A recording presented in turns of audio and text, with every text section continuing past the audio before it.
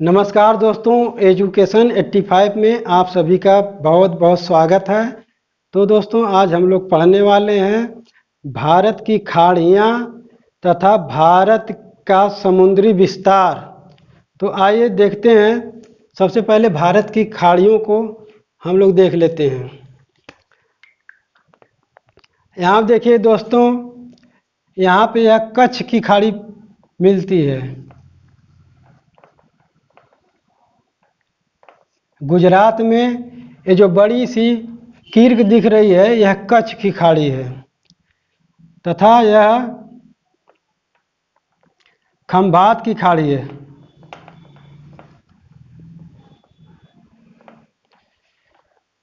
और यहाँ देखिए, यह मन्नार की खाड़ी है।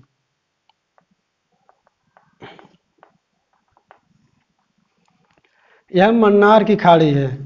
और यहाँ देखिए दोस्तों, यह बंगाल की खाड़ी है।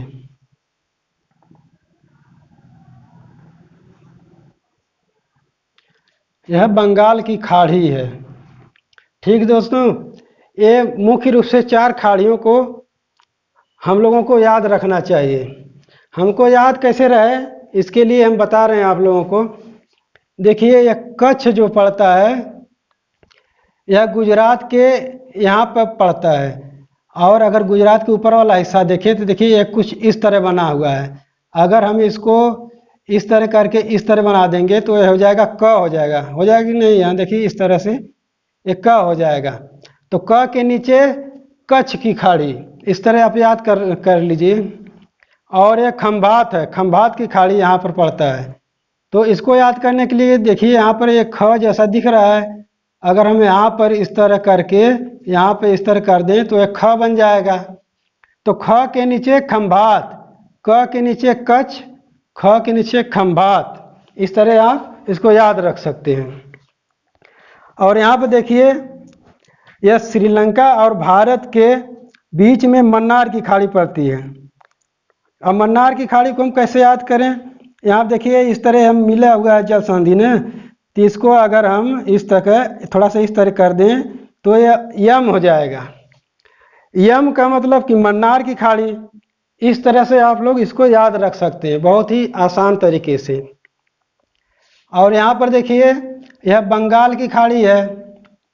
और बंगाल की खाड़ी जो है विश्व की सबसे बड़ी खाड़ी है। बंगाल की खाड़ी विश्व की सबसे बड़ी खाड़ी है।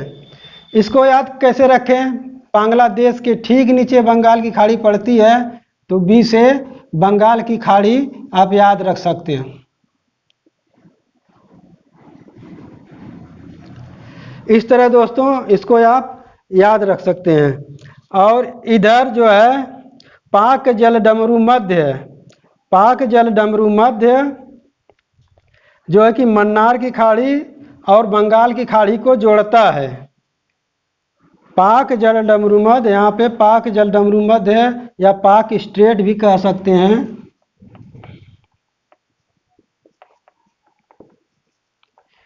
पाक स्ट्रेट मन्नार की खाड़ी और बंगाल की खाड़ी को जोड़ता है। इस प्रकार से आप इसको याद रख सकते हैं। तो दोस्तों, यहाँ पर एक और बात आती है कि खाड़ी किसे कहते हैं, खाड़ी की डिफिनेशन क्या है। तो खाड़ी की डिफिनेशन यही है कि वह समुद्री जल भाग जिसको 3 तरफ से स्थल भाग घेरे हुए हैं, उसको हम खाड़ी कहते हैं।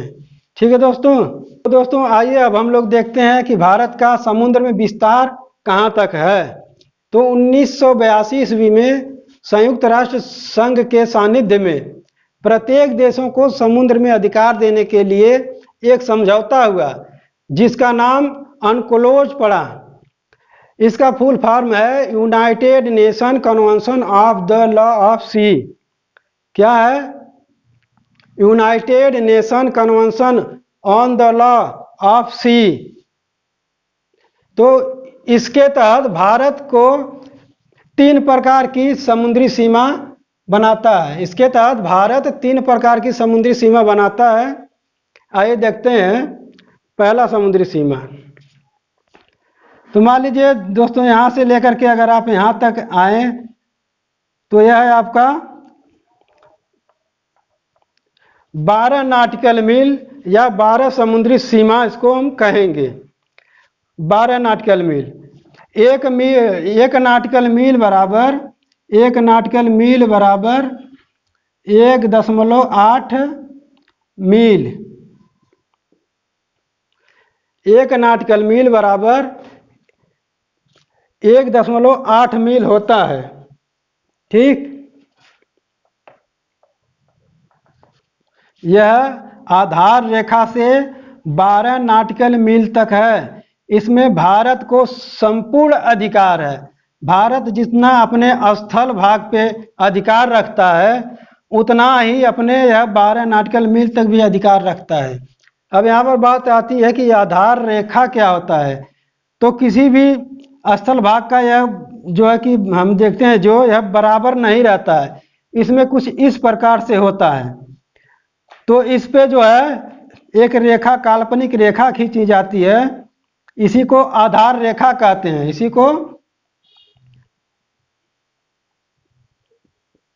इसी को आधार रेखा कहते हैं।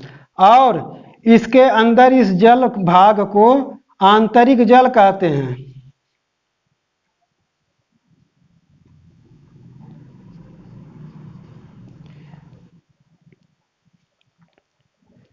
इसको आंतरिक जल कहते हैं तथा यह तट है।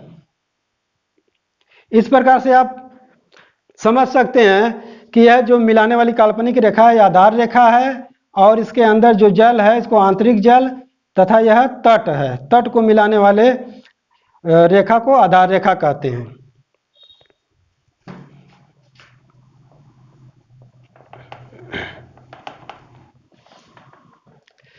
अब यहाँ से फिर यहाँ आधार रेखा से मान लीजिए आधार रेखा है, तो इस आधार रेखा से हम लोग 24 नाटिकल मील तक जाएंगे। कितना? 24 नाटिकल मील तक। यहाँ आधार रेखा से, यहाँ से मत समझिएगा, आधार रेखा से यहाँ तक 24 नाटिकल मील, 24 नाटिकल मील तक अविच्छिन्न मंडल या संलग्न क्षेत्र इसको कहते हैं। 24 नाटिकल मील तक अविच्छिन्न मंडल या संलग्न क्षेत्र इसको कहते हैं। इसको कॉन्टिग्युअस जोन भी कहा जाता है। यहाँ पर भारत को साफ सफाई का अधिकार तथा वित्तीय अधिकार एवं सीमा शुल्क करने का अधिकार यहाँ तक प्राप्त है, 24 नाटिकल मील तक। यहाँ पर अगर कोई मछुआरा भी जाएगा तो वह बिना परमिशन के नहीं जा पाएगा। अगर कोई जहाज आती है तो उसको भी यहाँ पर आने के लिए परमिशन लेना पड़ता है। इस प्रकार से भारत को यहाँ पर 3 अधिकार मिले हुए हैं, साफ सफाई, सीमा शुल्क व वित्तीय अधिकार। अब आते हैं हम लोग अनन्य आर्थिक क्षेत्र। अनन्य आर्थिक क्षेत्र इस आधार रेखा से 200 नाटिकल मील तक है। अनन्य आर्थिक क्षेत्र यहाँ से लेकर आधार रेखा से लेकर 200 नाटिकल मील तक है। इसको EEZ भी कहते हैं, exclusive economic zone, exclusive economic zone. ठीक है, तो यहाँ पर भारत को प्राकृतिक संसाधनों के दोहन का अधिकार प्राप्त है। यहाँ से कोई भी संसाधन भारत उसका जो है कि दोहन कर सकता है। यहाँ पर वैज्ञानिक परीक्षण करने का अधिकार भी है। यहाँ पर भारत जो है वैज्ञानिक परीक्षण भी कर सकता है। 200 नाटिकल मील तक नए द्वीप का निर्माण करने का भी अधिकार भारत को प्राप्त है। अब बात आई कि हम लोग इसको याद कैसे रखें, तो बहुत सिंपल सा इसमें याद करने के लिए ट्रिक है कि यहाँ से आधार रेखा से 12 नाटिकल मील, यह जो है कि हमारा प्रादेशिक समुद्री सीमा है। प्रादेशिक यानी कि यहाँ पर प्रदेश हमारे हैं जो है प्रदेश हैं, तो इसको हम सटा हुआ है, तो इसलिए इसको हम प्रादेशिक समझ सकते हैं कि प्रदेश से लगा प्रादेशिक समुद्री सीमा।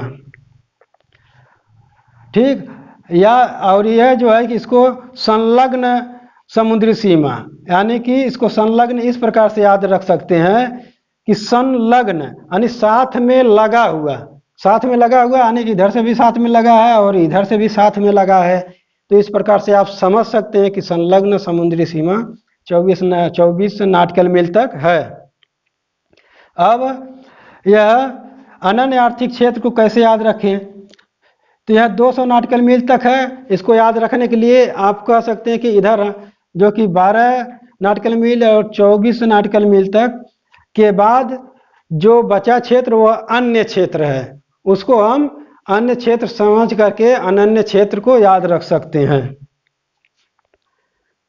दोस्तों, भारत का सबसे बड़ा तेल और प्राकृतिक गैस क्षेत्र अरब सागर में मुंबई हाई में स्थित है। वहाँ से लगभग आपका 60 से 65% तेल और गैस वहाँ से निकाला जाता है।